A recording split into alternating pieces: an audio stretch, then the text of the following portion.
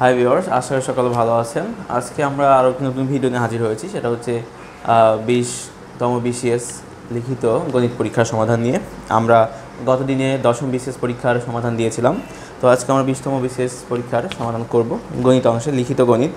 তো চলুন শুরু করে দেওয়া যাক। প্রথম যে অঙ্কটি আছে এটি হচ্ছে 1 নম্বর অঙ্ক, যেখানে বলা আছে লসাগু গসাগু থেকে আসা একটি অঙ্ক, যেখানে দুইটি সংখ্যার গসাগু দেওয়া আছে 21 এবং লসাগু হচ্ছে 4641। একটি সংখ্যা 200 ও 300-এর মধ্যবর্তী হলে অপর সংখ্যাটি কত? তাহলে এখানে আমাদের গসাগু এবং লসাগু দেওয়া আছে, অবশ্যই দুইটি সংখ্যার লসাগু এবং গসাগু, এবং সেই একটি সংখ্যার কথা বলা আছে, জাস্ট হিন্টস দেওয়া আছে যে একটি সংখ্যা হচ্ছে 200 ও 300-এর মাঝামাঝি হবে। ওকে, আচ্ছা, তাহলে অপরটি কত সেটা আমাদের বের করতে হবে। আচ্ছা, তো এখানে আমাদের কিছু বিষয় একটু জানতে হবে, সেটা হচ্ছে সহমৌলিক সংখ্যা। আমি সেগুলো বিষয়ে আপনাদের ক্লিয়ার করে তারপর আমরা অঙ্কতে যাব। ওকে, আর সেটা হচ্ছে সহমৌলিক সংখ্যা।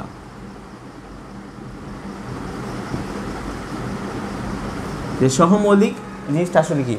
সহমৌলিক হচ্ছে, আমরা জানি মৌলিক সংখ্যা তো চিনি, যে সংখ্যাগুলোকে কি ভাগ করা যায় না, যে হচ্ছে শুধুমাত্র একটা উৎপাদক থাকে, সেটা হচ্ছে 1। হ্যাঁ, আর সহমৌলিক হচ্ছে দুইটা সংখ্যার মধ্যে যদি 1 ব্যতীত অন্য কোনো সাধারণ কোনো উৎপাদক না থাকে, তাহলে সেটা হবে আপনার সহমৌলিক। যেমন আমি একটু উদাহরণ দিয়ে বলি, সেটা হচ্ছে যদি আমরা নিই যে 2 আর হচ্ছে 5, এই 2 আর 5 দুইটা সংখ্যা, তো এদের মধ্যে দেখেন এই 2-এর উৎপাদক কী কী? 2-এর উৎপাদক হচ্ছে 1 গুণ 2, মানে 1 আর 2, এবং 5-এর উৎপাদক হচ্ছে 1 গুণ 5। তাহলে এখানে দেখেন যে 1 ছাড়া আর কোনো কমন এলিমেন্ট নাই, তাহলে আমরা বলতে পারি 2 আর 5 হচ্ছে সহমৌলিক। আবার যদি ধরেন যে আমরা নিতে পারি যে 8 এবং আর একটা সংখ্যা যদি আমরা নিই হচ্ছে 7, এখানে কি হবে? 8 সমান কী পাচ্ছে? 1 গুণ 8, এবং 7 সমান 1 গুণ 7। তো এখানে 1 ব্যতীত আর কোনো কমন এলিমেন্ট নাই, তার মানে হচ্ছে, আচ্ছা, এখানে 8কে আরও বিভিন্নভাবে লেখা যায়। এটাকে লেখা যায় 1 গুণ 2 গুণ 2 গুণ 2, এভাবে লেখা যায়। আর এখানে 1 গুণ 7, তার মানে দেখেন যে 8-এর যে গুণনীয়কগুলো আছে এবং 7-এর যে গুণনীয়কগুলো আছে, তাদের মধ্যে শুধুমাত্র একটাই কমন এলিমেন্ট, 1 আর 1। তো কথা হচ্ছে যে দুইটি সংখ্যার মধ্যে 1 ব্যতীত যদি আর কোনো কমন এলিমেন্ট না থাকে, তাহলে তারা পরস্পরের সহমৌলিক সংখ্যা। ওকে, আচ্ছা, তো এই ক্ষেত্রে যেটা হতে পারে যে দুইটা মৌলিক সংখ্যা সবসময় সহমৌলিক হয়। দুইটা, এটা মাথায় রাখবেন, এমসিকিউতে আসতে পারে যে দুইটা মৌলিক সংখ্যা অলওয়েজ বি মৌলিক সংখ্যা। ওকে, আর শুধুমাত্র যে মৌলিক সংখ্যাগুলো সহমৌলিক হয় তা না, যখন হচ্ছে কি আপনার একটা মৌলিক সংখ্যা আর একটা যদি যৌগিক সংখ্যা, এখানে দেখেন 8টা তো যৌগিক, 7টা তো মৌলিক, বাট 8 কিন্তু যৌগিক। তো একটা মৌলিক এবং আরেকটা যৌগিক হলেও সেক্ষেত্রে কি সহমৌলিক হতেই পারে, কিন্তু সকল ক্ষেত্রেই যে হবে তা কিন্তু না। বোঝা গেছে? সকল ক্ষেত্রে হবে তা কিন্তু না, কিন্তু কথা হচ্ছে সকল মৌলিক সংখ্যা হচ্ছে সহমৌলিক। আর এখানে কি হয়েছে? একটি যৌগিক সংখ্যা এবং একটি মৌলিক সংখ্যা, তাহলে সেক্ষেত্রে হবে কি, সেটাও সহমৌলিক হতে পারে, বাট সবসময় না হতে পারে। ওকে, শুধুমাত্র মৌলিক সংখ্যাগুলো সবসময় সহমৌলিক হবে। আচ্ছা, তো এখানে এই সহমৌলিক বিষয়টা আশা করি আপনারা বুঝতে পারছেন, যে কোনো সংখ্যার মধ্যে যদি 1 ব্যতীত অন্য কোনো সাধারণ বা কমন এলিমেন্ট না থাকে, তাহলে তারা পরস্পরের সহমৌলিক। আচ্ছা, এখন যেটা করবো আমরা, এখন কথা হচ্ছে যে গসাগু সম্পর্কে আমরা যেটা জানি যে দুইটি সংখ্যা যদি দেওয়া আছে, মনে করেন এ একটি সংখ্যা এবং এ একটি সংখ্যা, তো এই দুইটা সংখ্যার হচ্ছে গুণফলটা কী হবে জানেন? এই দুইটা সংখ্যার গুণফল হবে যে এদের লসাগু গুণ গসাগু। এই লসাগু আর গসাগু গুণ করলে যেটা পাবো, ওই দুইটার সঙ্গে গুণ করলেও কিন্তু আমরা সেম ভ্যালুটাই পাবো। ক্লিয়ার? তাহলে এখানে আমাদের দুইটার সঙ্গে গসাগু দেওয়া আছে এবং লসাগু দেওয়া আছে। তাহলে আমাদের গসাগু দেওয়া আছে কত? 21, আর লসাগু দেওয়া আছে কত? 4641। তাহলে এই দুইটার সঙ্গে গুণ করলে কী পাবো? ওই সংখ্যা দুটির গুণফল, এটা হচ্ছে লসাগু, এটা হচ্ছে গসাগু। লসাগু আর গসাগু গুণ করলে ওই সংখ্যা দুটির গুণফল পাওয়া যায়। এই যে এটা কি গসাগু পেয়েছি, অবশ্যই দুইটা সংখ্যা থেকে গসাগু পেয়েছি, এটা লসাগু, তার মানে কি এটা কি দুইটা সংখ্যার লসাগু। এই লসাগু আর গসাগু যদি গুণ করি, তাহলে ওই যে দুইটা সংখ্যার গুণফলটা আমরা পেয়ে যাব। ক্লিয়ার? আচ্ছা, এখন কথা হচ্ছে গসাগু সম্পর্কে আমি একটু কথা বলি। গসাগু জিনিসটা কি? গসাগু হচ্ছে যে দুইটা সংখ্যা, এখানে আমাদের দুইটা সংখ্যা নিয়ে কাজ করতে হয়েছে। গসাগু হচ্ছে দুইটা সংখ্যার মধ্যে যেটুকু হচ্ছে কমন, একদম কমন যে এলিমেন্টটা, সেটা হচ্ছে গসাগু। বোঝা গেছে? গসাগু হচ্ছে যে দুইটা সংখ্যার মধ্যে যেটা হচ্ছে কমন এলিমেন্ট, সেটা হচ্ছে গসাগু। আর লসাগু হচ্ছে কি, লসাগু কিন্তু কমন না, কমন ইন্টু আনকমন। ঠিক আছে? তো জাস্ট গসাগুটা মনে রাখেন, যে আমরা যদি মনে করি যে 5 আর 25, এর গসাগু কত হয়? এর গসাগু কিন্তু হয় কি 5। তাহলে দেখেন যে এই 5 এবং 25-এর গসাগু কত পাচ্ছি আমরা? হচ্ছে 5। তার মানে এই দুইটা সংখ্যার কমন এলিমেন্ট কিন্তু 5। এখন এই 5-এর সাথে গসাগুর সাথে 1 যোগ করলে আমরা একটা সংখ্যা পাবো 5, এবং 5-এর সাথে 5 যোগ করলে আমরা পাবো কত? 25। তাহলে দেখেন এটা ছিল আমাদের গসাগু। এই গসাগুর সাথে আমরা কিছু একটা গুণ করেছি, যার ফলে কি যারা গুণ করার পরে আমরা কি পাইছি, আমাদের আগের সংখ্যাটা ফিরে পাইছি, আগের সংখ্যা দুইটা। তো কথা হচ্ছে যে এই গসাগুর সাথে কিছু একটা গুণ করলে আমরা কি পাবো, আমাদের সংখ্যাগুলো ফিরে পাবো। এর কথা হচ্ছে কিছু একটা হচ্ছে সহমৌলিক, কিছু একটা যে এই যে এটার কিছু একটা আর এটার কিছু একটা, এই দুইটা সংখ্যা হচ্ছে একে অপরের সহমৌলিক হয় সবসময়। যদি খেয়াল করেন যেমন মনে করেন যে 24 আর মনে করেন যে যদি 36-এর লসাগু করি, গসাগু করি, 2 দিয়ে করলে 12 দুগুণে 24, আর এখানে হচ্ছে 18 দুগুণে 36, আবার 2 দিয়ে যায়, 2 দুগুণে 6, দুগুণে 12, 9 দুগুণে 18, এখানে 3 দিয়ে যায়, 3 দুগুণে 6, 3 তিনকে 9। তাহলে এখানে গসাগু আমরা কী পাচ্ছি, গসাগু পাচ্ছি হচ্ছে 4, 12, গসাগু পাচ্ছি হচ্ছে 12। তাহলে দেখেন এই যে 24 আর 36 এই দুটার গসাগু হচ্ছে কত, গসাগু হচ্ছে 12। তাহলে দেখেন এই 12 হচ্ছে গসাগু, এই 12-র সাথে কত গুণ করলে আমরা 24 পাবো, 12-র সাথে 2 গুণ করলে হচ্ছে 24 পাবো, এবং এখানে 12-র সাথে কত গুণ 36 পাবো, 3 12 36, 3 গুণ করলে হচ্ছে আমরা 36 পাবো। এখন কথা হচ্ছে এটা হচ্ছে গসাগু, আর এখানে যে নাম্বারগুলো পাবো সেই নাম্বারগুলো হচ্ছে একে অপর, এটা হচ্ছে এটার সহমৌলিক। দেখেন 2 আর 3-এর মধ্যে সাধারণ উৎপাদক হিসেবে এক ছাড়া কিছুই নাই, এরা হচ্ছে একে অপরের সহমৌলিক। তো এটা যদি বুঝে থাকেন তাহলে আমরা সরাসরি অঙ্কে চলে যাব। জাস্ট এটুকু ক্লিয়ার করলাম যে গসাগুর ক্ষেত্রে আমরা কী পাই, গসাগুর ক্ষেত্রে আমরা গসাগুর সাথে যদি কিছু একটা গুণ করি সেটা হচ্ছে একে অপরের সহমৌলিক হয়, এবং সেগুলো গুণ করলে আমরা সংখ্যা দুটো ফিরে পাই। তো এখন দেখেন যেটা করবো আমরা, খুবই ইজি একটা ব্যাপার, কনসেপ্টটা ক্লিয়ার থাকলে জাস্ট হবে। আচ্ছা, তো আমাদের দেওয়া আছে কত, আমাদের দেওয়া আছে, আমরা শুরু করলাম 1 নম্বর অঙ্ক। দেওয়া আছে আমাদের হচ্ছে লসাগু 4641, এবং গসাগু দেওয়া আছে কত, 21। তো যেহেতু গসাগু 21 দেওয়া আছে, তো এই সিস্টেমের মতো আমরা 21-এর সাথে কিছু একটা যোগ করলে কিন্তু আমাদের কি ওই সংখ্যাটা পাবো, রাইট। আবার 21-এর সাথে যদি কিছু একটা গুণ করি তাহলে আমাদের আরও একটা সংখ্যা পাবো। তাহলে এইটা সে দুটো সংখ্যা, একটা হচ্ছে 21x আর একটা হচ্ছে 21y। তো এই x আর y কি, এই যে বললাম যে এরা পরস্পরের সহমৌলিক, তাহলে এখানে x আর y পরস্পরের সহমৌলিক। এই যে জাস্ট এই ফরম্যাটটাই কিন্তু এতক্ষণ আপনাদের ক্লিয়ার করলাম। তাহলে এই যে দেখেন যে 21x এবং 21y আমরা এবারে ধরি, একটি সংখ্যা আছে 21x এবং অপরটি হচ্ছে 21y। গসাগুর সাথে গসাগু দুইটার কমন এলিমেন্ট, তার সাথে আমরা x আর y গুণ করেছি, এবং এই যে x আর y কি একে অপরের সহমৌলিক। আমরা এখানে লিখতে পারি যে এরা কি একে অপরের সহমৌলিক, যে x, y একে অপরের কি সহমৌলিক। এইটুকু আমাদের কাছে, এটা আমরা মুছে দিতে পারি। আচ্ছা, তাহলে আমাদের দুইটা সংখ্যা কিন্তু আমরা পেয়ে গিয়েছি, এবং আমাদের লসাগু দেওয়া আছে। এখন আমরা কি লিখতে পারি যে দুইটা সংখ্যা 21x গুণ 21y, দুইটা সংখ্যার গুণফল কি পাবো, লসাগু আর গসাগু গুণ করলে যা পাবো তার সমান। আমি সবার প্রথমে কিন্তু এটা দেখিয়েছি 4641। এখন আমাদের এখানে কি পাচ্ছি আমরা, এখন আমরা পাচ্ছি হচ্ছে 21xy, আর একটা 21 এর পাশে ভাগ করে দিলাম, 21 4641, 21 থেকে ভাগ, 21 কেটে গেল। তাহলে এখানে থাকছে কত, আমাদের xy থাকে 4 6 41, তার নিচে হচ্ছে 21 দিয়ে ভাগ, এখানে কত হবে 221 হবে। তো xy এর মানটা কত পাইলাম আমরা, 221। এখন কথা হচ্ছে যে xy সংখ্যা কত পেয়েছি, আমরা 221 পেয়েছি। তো এবং বলা আছে কি x আর y সহমৌলিক, যাদের মধ্যে কোনো সাধারণ উৎপাদক বা কোনো কমন এলিমেন্ট থাকবে না। তাহলে যেটা করতে পারি আমরা এই 221কে ভাঙাইতে পারি। তখন 221কে যদি আমরা ভাঙাই, তাহলে আমরা যদি 221কে ভাঙাতে পাবো হচ্ছে এটা 13 দিয়ে যায়, 13 দিয়ে গেলে 13 আর 17 গুণ করে 221 হয়। তাহলে আমরা যেটা পাচ্ছি যে xy সমান 221, তার মানে হচ্ছে এটা 13 আর 17-র গুণফল। তো এখানে আমরা 221 জায়গায় লিখতে পারি 13 গুণ 17। তার মানে হচ্ছে যে আমরা এক্সটাকে যদি 13 ধরি, এই জন্য এখানে কি হয়েছে এক্স গুণ ওয়াই, এক্স আর ওয়াইয়ের গুণফলটা কি 13 গুণ 17। তাহলে এক্সটা যদি 13 হয় ওয়াইটা 17 হবে, অথবা এক্স যদি 17 হয় ওয়াইটা 13 হবে, দুইটা যে কোনো একটা নিলেই হবে। ওকে, আচ্ছা, তাহলে এখন যেহেতু আমাদের বলা হয়েছে কি যে এক্স আর ওয়াইয়ের, এক্সটা আমরা 13 নিতে পারে, ওটা ওয়াই 17 হবে, আর ওয়াই 17 নিলে এক্স 13 হবে। তাহলে আমরা যেটা করতে পারি, এখানে আমরা বসিয়ে দেখি যে আমাদের কী রেজাল্টটা আসে। তাহলে আমরা এক্সটা সমান সমান যদি আমরা 13 নিই, সেক্ষেত্রে কী হয় দেখেন যে 21 গুণ 13, আর যেহেতু এক্সের মান 13 নিয়েছি, তাহলে ওয়াইয়ের মানটা হবে কত, 21 গুণ 17, 273, এটা হচ্ছে 357 হয়। তাহলে আমাদের যে কন্ডিশন কিন্তু দেওয়া ছিল, যেটা যে একটি সংখ্যা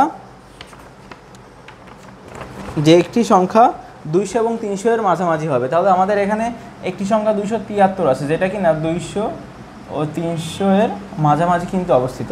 ওকে, আর একটি সংখ্যা কত, 357। তাহলে এটা হচ্ছে আমাদের সে অ্যান্সার। যে অপরটি কত সেটা হচ্ছে 357, এটা আমাদের বের করতে বলা হয়েছিল। তো আশা করি বুঝতে পেরেছেন। এটা হলো এই প্রশ্নের সমাধান। 2 নম্বর প্রশ্নের উত্তর। ক একটি কাজ 9 দিনে করতে পারে এবং খ 18 দিনে করতে পারে। তারা একত্রে কাজ আরম্ভ করে এবং কয়েকদিন পর ক কাজটি অসমাপ্ত রেখে চলে যায়, বাকি কাজটুকু খ 6 দিনে শেষ করে। তাহলে কাজটি কত দিনে টোটাল শেষ হয়েছিল সেটা আমাদের বের করতে হবে। এটি হুবহু বইয়ের অঙ্ক, খুবই ইজি একটা ব্যাপার, যে দুজনের কাজের ক্ষমতা দেওয়া আছে, যে একজন করতে পারে 9 দিনে আর একজন 18 দিনে। তারা একত্রে কাজ শুরু করে, কিছুদিন পরে খ হচ্ছে কাজটি রেখে চলে যায় এবং বাকি কাজটুকু ওই ককে করতে হয়। আচ্ছা, ক চলে যায়, খকে করতে হয়, সেটা হচ্ছে 6 দিনে। তাহলে কাজটি কত দিনে শেষ হয়েছিল? তো খুবই ইজি একটু আমরা দেখি আমরা, যে আমাদের প্রথমে দেওয়া আছে ক, যে কয়ের ক্ষেত্রে যেটা বলা আছে সে পুরো কাজ। তো এখানে হচ্ছে যেটা অংশের ব্যাপার সেপার, তাহলে পুরো অংশ হচ্ছে এক অংশ, যে পুরো কাজটি হচ্ছে আমরা ধরে নিব কি এক সম্পূর্ণ অংশ। তাহলে আমরা লিখতে পারি যে 9 দিনে করে যে এক সম্পূর্ণ অংশ কাজ, এটা হচ্ছে কর ক্ষেত্রে, ঠিক আছে, এটা হচ্ছে কর ক্ষেত্রে। তাহলে একদিনে সে কতটুকু করে? একদিনে করে হচ্ছে 1/9 সম্পূর্ণ অংশ করে, এটা হচ্ছে ক। অনুরূপভাবে আমরা খ এটা যদি বের করি, খ হচ্ছে কয় দিনে? এটা হচ্ছে 18 দিনে। খ 18 দিনে করে এক সম্পূর্ণ অংশ কাজ। তাহলে সে একদিনে কত করবে? সে একদিনে করবে 1/18 সম্পূর্ণ অংশ। তাহলে কর একদিনের কাজ আমরা পেয়ে গেছি, খর একদিনের কাজ হচ্ছে আমরা পেয়ে গেছি। এখন তারা একসাথে কাজ শুরু করলো। তো একতে যদি হয়, একতে যদি কাজ শুরু করে, তাহলে কি কর একদিনের কাজ হচ্ছে 1/9 প্লাস ওর হচ্ছে 1/18, এই দুটো যোগ করতে হবে। দুজন একতে কাজ করলে আমাদের এই দুটো যোগফল হবে। তাহলে এখানে লসাগু কত পাচ্ছি আমরা? 18, 9 দুগুণে 18, 2 প্লাস 18 একটা 18, 2 3/18, এটা কাটাকাটি করলে আমরা পাই 3 18, 1/6। তাহলে একত্রে তারা একদিনে করতে পারে 1/6। তো একত্রে ক তো একদিনে ক করতে পারে 1/9, খ একদিনে করতে পারে 1/18 এবং একত্রে করলে তারা পাচ্ছে কি 6 ভাগের 1 ভাগ কাজ করছে।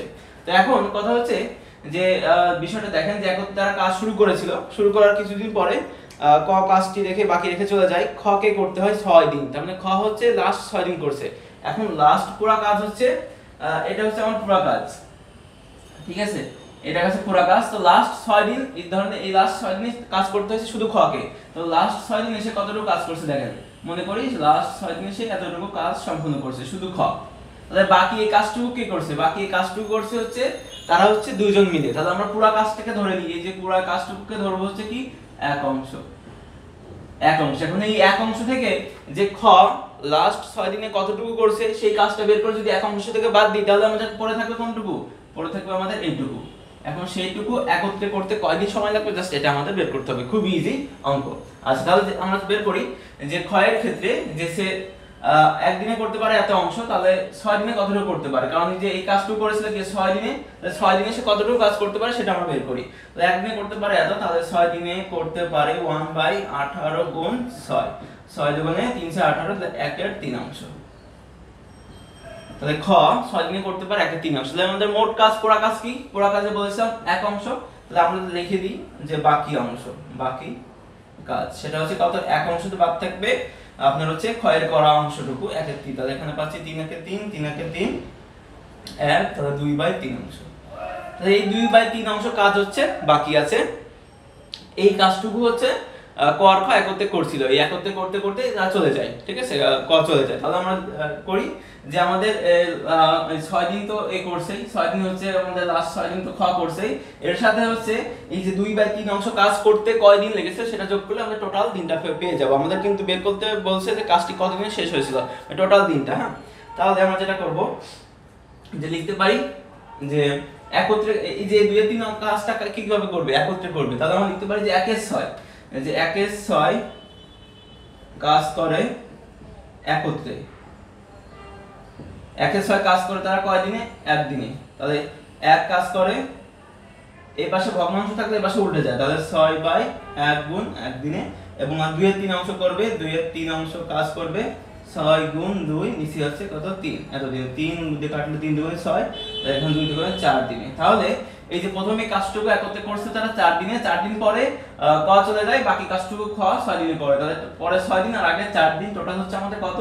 10 দিন। তাহলে এই টোটাল সময় লেগেছিল 10 দিন। এটা হচ্ছে এই প্রশ্নের উত্তর। 3 নম্বর প্রশ্নতে বলা আছে যে ক ও খ এটা হচ্ছে সমান অনুপাত এবং সমানুপাতের অঙ্ক, অংশীদারিত্বের অঙ্ক। যে ক খ যথাক্রমে 4,000 টাকা ও 6,000 টাকা দিয়ে একত্রে একটি কারবার শুরু করলো। 4 মাস পরে ক তার মূলধনে, দ্যাট মিনস এই 4,000 টাকা যে ইনভেস্ট করেছে সেই 4,000 টাকার 4-এর এক অংশ সে কী করে উঠিয়ে নিয়ে গেল এবং আরও 500 টাকা সে বিনিয়োগ করলো এবং এর 2 মাস পরে গ ওই কারবারে 10,000 টাকা দিয়ে অংশীদারিত্ব হলো। এর 6 মাস পরে দেখা গেল তাদের কারবারে লাভ হয়েছে 22,000 টাকা। তাহলে লাভের অংশ কে কত পাবে? তো এই অঙ্কটা আসলে আপনার স্ক্রিনে ভালোভাবে অঙ্কটা খেয়াল করবেন, পড়ে নেবেন, তারপরে গিয়ে দরকার ভিডিওটা পজ করে অবশ্যই প্রশ্নটা দেখবেন, প্রশ্ন বুঝে তারপরে গিয়ে সমাধানের চেষ্টা করবেন, না পারলে অবশ্যই ভিডিও দেখবেন। আচ্ছা, তো কথা হচ্ছে যে এটা হচ্ছে যে আমাদের এখানে লাভ বের করতে হবে, যে তারা একসাথে একটা অংশীদারিত্ব একসাথে ব্যবসা শুরু করেছে। তো বছর শেষে তাদের কী টাকাটা লাভ হয়েছে সেটা এখানে দেওয়া আছে, বা এখানে বলা আছে যে একটা নির্দিষ্ট সময় পর তাদের 22,000 টাকা লাভ হয়েছে। এখন কে কত টাকা পাবে? তো আমরা সাধারণত জানি যে পার্সেন্টেজের ক্ষেত্রে আমরা বের করে আসছি যে লাভের এত পার্সেন্টেজ পাবে, এত পার্সেন্টেজ পাবে। আমরা অনুপাতের ক্ষেত্রে বের করে আসছি যে সে এত ভাগ পাবে, এত ভাগ পাবে, বাট এখানে কিন্তু কোনো কিছুই দেওয়া নাই, কোনো পার্সেন্টেজ বা কোনো অনুপাত দেওয়া নাই। তো এই সকল অঙ্কের ক্ষেত্রে আমরা আসলে কীভাবে যে কে কত টাকা পাবে, তার লাভ আসলে কত পার্সেন্ট লাভ পাবে সেগুলো কিন্তু এখানে কিছুই দেওয়া নাই। তো আমরা কীভাবে বের করবো? তো এই অঙ্কগুলোর ক্ষেত্রে যেটা করতে হয়, নির্দিষ্ট একটা সময় আমরা ধরে নেব, সেই সময়ের ভিতরে কে কত টাকা ইনভেস্ট করছে, দ্যাট মিনস যার ইনভেস্টমেন্ট যত তার লাভ হবে তত। যে যত টাকা ইনভেস্ট করবে তার লাভের পরিমাণটা ঠিক ততটাই হবে। কম ইনভেস্ট করলে কম লাভ পাবে, বেশি করলে বেশি পাবে। এটাই হচ্ছে এই অঙ্কগুলোর নিয়ম। তো আমরা মোটামুটি দেখা যাচ্ছে যে প্রথমে 4 মাস পরে হচ্ছে ক তার টাকা একটু আংশিক টাকা উঠায় নিয়েছে এবং 500 টাকা অ্যাড করেছে। তারপর তার এই 500 টাকা বিনিয়োগ করার পরে 500 টাকা বিনিয়োগ করার 2 মাস পরে, দ্যাট মিনস 6 মাসের মাথায় তোমার হচ্ছে কি 10,000 টাকা দিয়ে তোমার হচ্ছে গ হচ্ছে অংশীদারিত্ব লাভ করে এবং এর 6 মাস পরে দেখা গেল তাদের কারবারে লাভ হয়েছে। তার মানে দ্যাট মিনস যে এই 6 মাসের মাথায় কিন্তু কি আসছে, গ আসছে, এবং ওই গ আসার 6 মাস পরে, দ্যাট মিনস 1 বছরের মাথায় তাদের লাভটা হয়েছে কত, 22,000 টাকা। তাহলে আমাদের এই 1 বছরের হিসাবটা বের করতে হবে যে 1 বছর টোটাল সময় ধরে কার ইনভেস্টমেন্ট কত সেটা আমরা বের করব। আচ্ছা, এখন দেখি যে আমাদের কর ক্ষেত্রে যেটা দেখা যাচ্ছে যে কর ক্ষেত্রে আমরা পাচ্ছি যে সে 4,000 টাকা করে দিছে কতদিন পর্যন্ত, 4 মাস। সে 4 মাস পর্যন্ত 4,000 টাকা করে দিছে। তাহলে কত হয় দেখেন যে 4,000 গুণ 4। তারপরে করছে কি, তারপরে সে ওই 4,000 টাকা থেকে তার হচ্ছে 1/4 এক অংশ সে উঠায় নিছে। তাহলে 4,000-এর 4-এর এক অংশ কত হয়, 4,000-এর 1/4, তার মানে 4 × 1,000। তাহলে তার ছিল হচ্ছে 4,000 টাকা, সে 1,000 টাকা উঠায় নিল, তাহলে এখন থাকলো কত, 3,000 টাকা। এখন করলো কি, 3,000 টাকা উঠাই রয়েছে এবং আরও 500 টাকা সে অ্যাড করলো। তাহলে সে 500 টাকা অ্যাড করলে তার হচ্ছে কত, 3,500 টাকা। তাহলে এই 3,500 টাকা 4 মাস পর্যন্ত সে 4,000 টাকা করেই জমা রাখছে, মানে ছিল তার। 4 মাস পরে কি 5 মাসের মাথা থেকে হয়েছে কি 3,500 টাকা। তো এটা হচ্ছে 4 মাসের দিকে আমরা 12 মাস থেকে যদি 1 বছর হিসাব করি, যা 12 মাস থেকে আমরা 4 মাস বাদ দিব, তাহলে থাকে হচ্ছে আমাদের 8 মাস। তাহলে সেই এই 3,500 টাকা জমা হয়েছে 8 মাস ধরে, ঠিক আছে। তাহলে যোগ 3,500 গুণ 8, তাহলে হচ্ছে প্রথম মাসে তার 4,000 টাকা খাটছে, দ্বিতীয় মাসে 4,000 খাটছে, তৃতীয় মাসেও 4,000, এরকম করে 4 মাস পর্যন্ত 4,000 টাকা করে খাটছে। তারপরে বাকি 8 মাস 3,500 টাকা করে তার ওখানে ইনভেস্টমেন্ট হিসেবে ছিল। তাহলে টোটাল কত টাকা হচ্ছে, 4,4 16,000 প্লাস এখানে 3,024 আর 4,000 28,000। তাহলে 28 আর 16 আমরা পাচ্ছি কত, এখানে 28 30, তাহলে হচ্ছে 44,000 টাকা। তাহলে কয়ের ইনভেস্টমেন্ট হচ্ছে 1 বছর ধরে 44,000 টাকা, মানে এভাবে করে তার পুরো বছরে তার ছিল। আচ্ছা, তারপরে আমরা হচ্ছে 6,000 টাকার করে রাখছে কে, ক্ষয়ের টাকাটা ছিল কত, সে 6,000 টাকা করে পুরো 12 মাস ইউজ করছে, তার ইনভেস্টমেন্ট হিসেবে ছিল 6 12 72,000 টাকা। আচ্ছা, এখন হয়েছে কি গ এসে করছে কি, কিন্তু পুরো 12 মাস কাজ করতে পারে নাই। যে এরা শুরু করছে প্রথম মাস 2 মাস 4 মাস এভাবে 6 মাস গেছে, 6 মাস পরের থেকে সে 10,000 টাকা ইনভেস্ট করে সে আর কি তাদের অংশীদারিত্ব গ্রহণ করেছে। তাহলে তার ইনভেস্টমেন্টটা হবে পুরো 12 বছরের মধ্যে, যে 1 থেকে 12-র মধ্যে সে লাস্ট 6 মাস কিন্তু সে ইউজ করেছে, ওই টাকা জমা দিয়েছে। তাহলে লাস্ট 6 মাসে তার জমা হয়েছে কত, 10,000 করে, 10,000 গুণ 6, তাহলে হচ্ছে 6,000 টাকা, 60,000 টাকা। তাহলে হচ্ছে পুরো বছরে কার কত ইনভেস্টমেন্ট আমরা কিন্তু এটা বের করে ফেলেছি।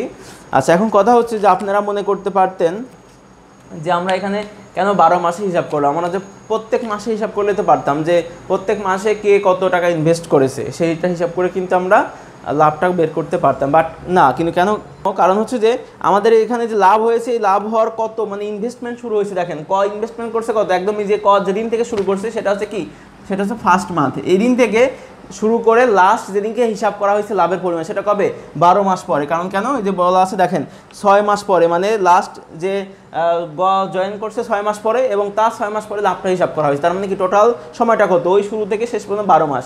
এখানে সবার 12 মাসে কার কত টাকা মানে খাটছে সেটা আমরা বের করে নিলাম।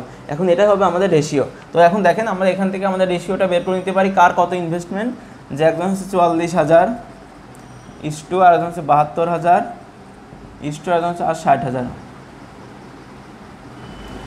60,000। তাহলে এখানে আমাদের রেশিওটা কত পাচ্ছি, এখানে পাচ্ছি হচ্ছে আমরা 44, 72 আর এখানে হচ্ছে 60। আচ্ছা, তো কাটাকাটি করলে আমরা পাবো 12 3 44, 4 1 4 32, 4 18 72 এবং 4 15 60। তাহলে এখানে পাচ্ছি আমরা 11:18:15। তো এটাই হচ্ছে আমাদের অনুপাতের রেশিও, যে তাদের ইনভেস্টমেন্টের রেশিও ছিল হচ্ছে 11, 18, 15 এই অনুপাতে, তারা লাভটাও ঠিক এই অনুপাতেই পাবে। তাই টোটাল যদি যোগ করি আমরা কত পাচ্ছি দেখেন, 15, 18 আর 11, এটা হবে হচ্ছে 8 5 13 আর 44 হবে। টোটাল হচ্ছে 44 ভাগ। তাহলে আমাদের টোটাল টাকা কত, ক পাবে কত দেখেন, ক পাবে হচ্ছে এটা হচ্ছে ক, এটা খ, এটা হচ্ছে গ। তাহলে ক পাবে হচ্ছে টোটাল লাভ হচ্ছে 22,000 টাকা। 22,000 টাকার মধ্যে ক পাবে হচ্ছে 22,000-এর 44 ভাগের, তার ভাগ কত, 11 ভাগ। 11 ভাগ 4 11 44, 4 দিয়ে এটা কাটলে 4 5 20, 4 5 20, 5,500 টাকা পাবে। তাহলে ক পাবে হচ্ছে 5,500 টাকা। আচ্ছা, খ পাবে কত, এই 22,000 টাকার মধ্যে তার ভাগটা কত, তার ভাগটা হচ্ছে 18 ভাগ, 18 নিচে হচ্ছে 44। তাহলে এখানে আমরা যদি 11 দিয়ে কাটি, 4 11 44 আর 11 দিয়ে কাটলে 11 2 22, 2,000 টাকা। তাহলে এটা 4 দিয়ে কাটলে 4 5 20, 500। 18 5টা 40 0 4, 5 থেকে 5 আর 9, তাহলে এখানে পাচ্ছি কত, 9,000 টাকা। তাহলে এটা হচ্ছে 9,000 টাকা। তাহলে এ হচ্ছে 9,000, এ হচ্ছে 5,000। বাকি যেটা পড়ে আছে সেটা পাবে কি, সেটা পাবে হচ্ছে গ। 9 আর 5 হচ্ছে আমাদের 14,500। তাহলে আমাদের টোটাল টাকা হচ্ছে 22,000, সেটা বিয়োগ করলে আমাদের বাকি টাকা থাকে হচ্ছে 7,500 টাকা। এই 7,500 টাকা পাবে কে, সেটা হচ্ছে আমাদের গ পাবে। তো এটা হচ্ছে এই প্রশ্নের সমাধান। আশা করি বুঝতে পেরেছেন। আর কারো কথা বুঝতে সমস্যা হলে আমাদের গ্রুপে পিডিএফ দেওয়া থাকবে, পিডিএফ ডাউনলোড করে নেবেন। পিডিএফে সব বিভিন্ন ওয়েতে করা আছে, এক একটা অঙ্ক 2-3টা ওয়েতে করা আছে এবং ডিটেলস সম্পূর্ণ লিখে রিটেন আকার কীভাবে লিখে করতে হয় সেটা দেওয়া আছে। আচ্ছা, 4 নম্বর প্রশ্ন যেটা বলা আছে, যে কোনো ক্লাসে 70% শিক্ষার্থী ইংরেজিতে এবং 80% শিক্ষার্থী বাংলায় পাস করেছে, কিন্তু 10% শিক্ষার্থী উভয় বিষয়ে ফেল করেছে। যদি উভয় বিষয়ে 360 জন শিক্ষার্থী পাস করে থাকে তবে ওই ক্লাসে কতজন শিক্ষার্থী পরীক্ষা দিয়েছিল। খুবই সহজ একটি অঙ্ক।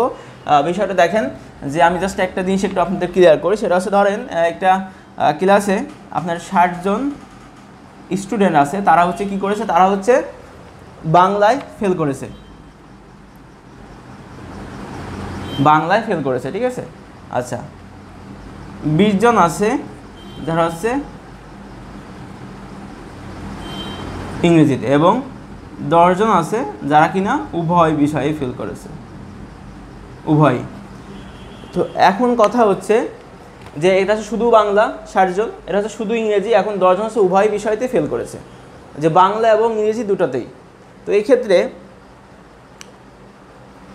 এই যে উভয় বলতে বাংলা এবং ইংরেজিতে আছে, তার মধ্যে দেখেন এই 60-এর মধ্যে আসলে কি আছে, 60-এর মধ্যে এখানে যে 60 জন বলতে কি, এখানে 60 জন যে বাংলা আছে এটা বলতে কি শুধুমাত্র 60 জন বাংলাতেই ফেল করেছে না, এই 60 জনের মধ্যে এমন অনেকেই আছে যে বাংলাতেও ফেল করেছে আবার কি ইংরেজিতেও ফেল করেছে, রাইট।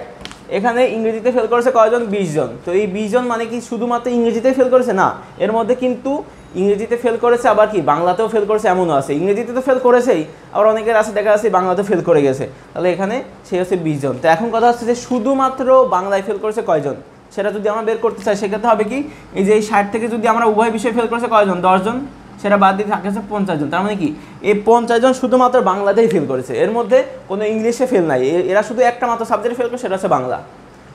তো ইংরেজি ক্ষেত্রেও যাই, ইংরেজি ক্ষেত্রেও তাই, সেখানে 10 জন বাদ দিয়ে দিই, উভয় ক্ষেত্রে ফেল করেছে যারা, সেই উভয়টা যদি বাদ দিয়ে দিই তাহলে থাকবে কত, শুধুমাত্র 10 জন। তাই শুধুমাত্র 10 জন হচ্ছে ইংরেজিতে ফেল করেছে আর বাকি 10 জন বাংলা এবং ইংরেজি উভয়তে ফেল করেছে, এটা হচ্ছে 20 জন ইংরেজিতে ফেল। তো এখানে এই কনসেপ্টটা এখানে কাজে লাগবে এই অঙ্কের ক্ষেত্রে, আমরা এটা একটু যাই তাই বলে নিলাম। তো দেখেন এখানে আমাদের টোটাল দেওয়া আছে, যেটা হচ্ছে কোনো ক্লাসে 70% শিক্ষার্থী ইংরেজিতে এবং 80% শিক্ষার্থী বাংলায় পাস করেছে, তাহলে পাস, এটা হচ্ছে 70% পাস করছে কিসে, এটা হচ্ছে ইংলিশে, এবং হচ্ছে 20% পাস করছে কিসে, এটা হচ্ছে বাংলায়। তাহলে কিন্তু 10% শিক্ষার্থী উভয় বিষয়ে ফেল করেছে, তাহলে উভয় বিষয়ে ফেল,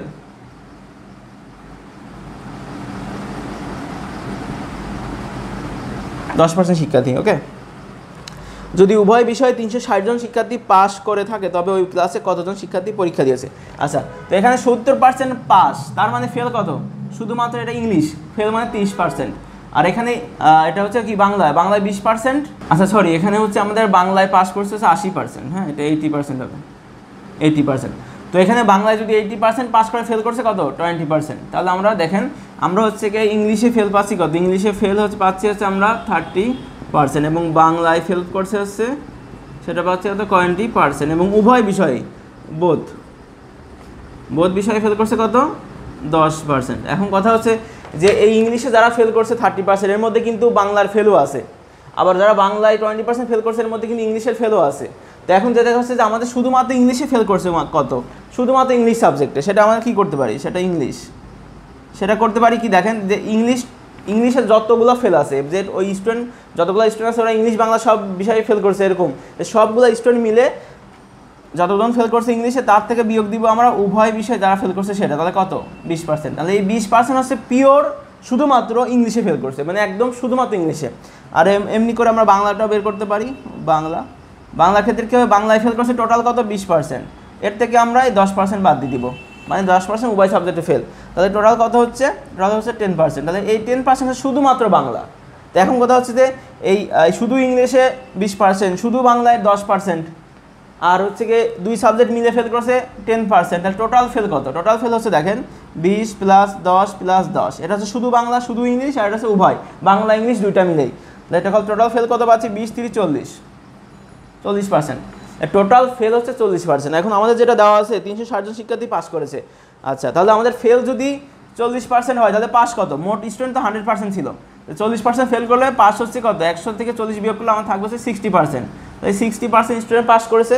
আর এখানে টোটাল পাস করার শিক্ষার্থীর সংখ্যা দেওয়া আছে 360 জন। তাহলে আমরা লিখতে পারি যে এই 60% সমান কত, 360 জন শিক্ষার্থী। তাহলে 1% সমান কত হবে, 360 গুণ 60%। আমাদের বের করতে হবে কি যে টোটাল শিক্ষার্থী কত ছিল, টোটাল শিক্ষার্থী তো 100%, আমরা হিসাবটা করতেছি কি 100% অল শিক্ষার্থী মিলে 100%। তাহলে 100% শিক্ষার্থী সমান কী হবে, 360 গুণ 100%, নিচে হচ্ছে কত 60%, 50% কেটে যাবে, এটা কাটবে 636 আর 600 জন। তাহলে টোটাল শিক্ষার্থী হচ্ছে 600 জন। এটা হচ্ছে শর্টকাটে করে ফেললাম আর কি, এটা এইভাবে না করে যদি লিখে করতে চান সেক্ষেত্রে যেটা করতে হবে, যেগুলো মুছে দিলাম, হ্যাঁ এগুলো লাগবে না এখন আর, যদি শর্টকাটে এটা করে ফেললাম আর কি, জাস্ট অ্যান্সারটা দেখা দিলাম, বাট হচ্ছে কি এটা লিখে যদি করতে চান সেক্ষেত্রে যেটা করতে হবে যে আমাদের টোটাল 40% ফেল, তাহলে পাস হচ্ছে 60%। তাহলে আমরা লিখতে পারি যে 60 জন পাস করে কতজনের মধ্যে, 100 জনের মধ্যে।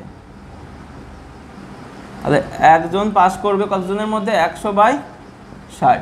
তাহলে এবার আমাদের টোটাল 360 জন পাস করছে, 360 জন পাস করবে 100 গুণ 360/60 লিখে করলে এভাবে হবে অ্যান্সার। হ্যাঁ, এটা হচ্ছে এই প্রশ্নের উত্তর, আশা করি বুঝতে পেরেছেন। আচ্ছা, 6 নম্বর প্রশ্নে যেটা বলা আছে যে 3 সেন্টিমিটার একটা বাহু বিশিষ্ট ত্রিভুজের ক্ষেত্রফল নির্ণয় করতে হবে। আমার 3টা বাহু দেওয়া আছে, 3টা বাহু 3 রকম। তাহলে আমরা এ ধরে নিয়ে হচ্ছে 3, বি সমান হচ্ছে 4.5 এবং সি সমান 5.5 সব সেন্টিমিটার। আচ্ছা, তো এই আমাদের 3টা বাহু দেওয়া আছে, 3টা বাহু 3 রকম। তাহলে আমরা বোঝা যাচ্ছে এটা বিষমবাহু ত্রিভুজ এবং এর ক্ষেত্রফল নির্ণয় করতে হবে। তো বিষমবাহু ত্রিভুজের ক্ষেত্রফল সূত্র আমরা কি জানি, √s × s - a, s - b এবং s - c, এই 3টা। এসটা হচ্ছে অর্ধ পরিসীমা, পরিসীমা কি 3 বাহুর যোগফল, 3 বাহু যোগ করলে কত পাচ্ছে, 3 + 4.5 + 5.5, কত হচ্ছে আমাদের এখানে 3 বাহু যোগ করলে আমাদের এখানে আসছে 5। আচ্ছা, 5 আর 4 9 10 13, এই 13কে ভাগ করতে হবে কত, 2 দিয়ে, অর্ধ পরিসীমা। তাহলে এখানে 6.5 এসটা হচ্ছে অর্ধ পরিসীমা। তাহলে সূত্র আমরা অ্যাপ্লাই করে দিই, √6.5 × 6.5 - 3, 6.5 - 4.5 আর 6.5 - 5.5 এটা। তাহলে এখানে কত পাচ্ছি 6.5। আচ্ছা, তো 3 এখানে বাদলে 3 3 6, 3.5 থাকবে, এটা হচ্ছে গুণ, আবার গুণ পাচ্ছি কত 6.5 থেকে 4.4 5 6, তাহলে এখানে 2 পাচ্ছি, আর এখানে পাচ্ছি 5 6, এখানে পাচ্ছি হচ্ছে আমরা 1। তাহলে এখানে কত পাচ্ছি আমরা, গুণ করলে পাচ্ছি হচ্ছে 3.5 আর 2 গুণ করলে আমরা পাবো হচ্ছে 7, তাহলে 6.5 গুণ 7, 6 7টা 42, তো 45.5 হয়। এটা করলে আমরা পাবো হচ্ছে 7 7টা 49, 6.74 সামথিং, এটা হবে এই প্রশ্নের অ্যান্সার। তো এটাই ছিল আমাদের 6 নম্বর প্রশ্ন। আমরা পরবর্তী প্রশ্ন পার্ট 2-তে সমাধান করব। আজকে এই পর্যন্ত, সকলে ভালো থাকবেন।